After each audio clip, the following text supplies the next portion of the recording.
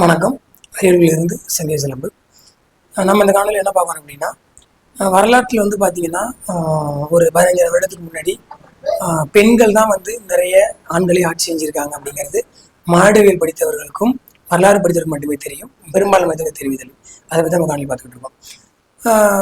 எகிப்து நாட்டில் வந்து பார்த்திங்கன்னா, கிட்டத்தட்ட ஒரு 3500 வருஷத்துக்கு முன்னாடி பார்த்திங்கன்னா, நிறைய ஆதாரங்கள் இருக்குது. அங்கே வந்து பெண்கள் தான் ஆட்சி செஞ்சுருக்காங்க, பெண்கள் தான் வாரிசுதாரராக இருக்காங்க, பெண்கள் தான் வந்து பார்த்தீங்கன்னா அடுத்த தலைமுறை ஆட்சி செய்கிறவங்களா இருக்கிறாங்க, சொத்துக்கு சொந்தக்காரங்களாக இருக்காங்க அப்படிங்கிறது வந்து வரலாற்று பாடநூலியாக இருக்குது. அது எப்படி அப்படின்னா, ஒரு மன்னருக்கு வந்து குழந்தை பிறக்குது அப்படின்னா, ஒரு 5 குழந்தை பிறக்குதுன்னா அதில் வந்து 5 குழந்தையில வந்து எது முதல்ல பெண் குழந்தை பிறக்குதோ, முதல்ல பெண் குழந்தை பிறந்தா அவங்க தான் வந்து அந்த நாட்டை ஆளக்கூடிய அதிகாரம் பெறுவார்கள்.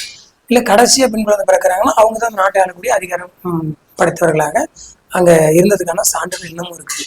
ஏன் அப்படின்னா, பெண்கள் தான் வந்து 15 வருடத்துக்கு முன்னிலிருந்து ஒரு 2000 வருடம் வரை போற்றப்பட்ட மனிதர்களாகவும் இந்த உலகத்தில் மனித இனத்தை ரொம்ப தூக்கி நிறுத்தக்கூடிய, அந்த மனித இனத்தை வாழ வைக்கக்கூடிய, உருவாக்கக்கூடிய இடத்தில் பெண்கள் இருந்தார்கள் என்ற சான்றுகள் இருந்ததால் அவர்கள் அதை தொடர்ந்து செஞ்சு வந்தாங்க.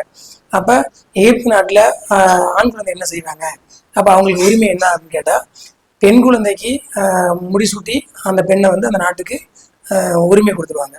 ஆண்களை வேற யாரோ பெண்களுக்கு கல்யாணம் பண்ணி கொடுத்து வேற எங்கேயும் அனுப்பி வச்சிருவாங்க. அதுக்கு எதிராக தான் இப்போ நடந்துகிட்டு இருக்குது. அப்போ இது எப்படி நடக்குது அப்படின்னா, எது ஒரு இனத்தை உருவாக்குறதுக்கு அதிகம் செயல்படுகிறது அவர்கள் தான் முக்கிய காரணம் என்று எந்த காலத்தில் உருவாக்கப்படுகிறதோ அதை தான் அந்த சொத்துரிமைக்கு பயன்படுத்துகிறார்கள். அப்போ எப்படி வந்து பார்த்தீங்கன்னா ஆண்களுக்கு சொத்துரிமை வருதுன்னு பார்த்தீங்கன்னா, ஒரு 2000 வருஷம் முன்னாடி தான் கண்டுபிடிக்கிறாங்க. ஆண்கள் துணை இல்லாமல் பெண்கள் குழந்தை பிறக்கவே முடியாது அப்படிங்கிறத கண்டுபிடிக்கிறாங்க. அதுக்கப்புறமா பார்த்தீங்கன்னா அந்த மன்னர்கள் வந்து பார்த்தீங்கன்னா பெண்களை அடிமையாக வேலையை செய்கிறாங்க.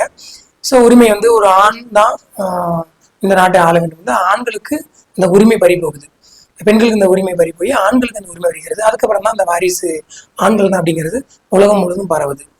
இதுதான் வந்து பார்த்தீங்கன்னா வரலாற்றில் இருந்த பெண் ஆளுமைக்கும் இப்போ நிகழ்காலத்தில் இருக்கக்கூடிய ஆண்கள் ஆதிக்கத்துக்கும் உள்ள தொடர்பு.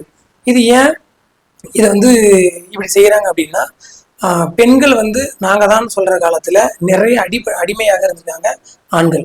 அப்போ ஆண்கள் தான் சொல்லும் போது பெண்கள் நிறைய அடிமைப்படுத்தி வச்சுருக்காங்க.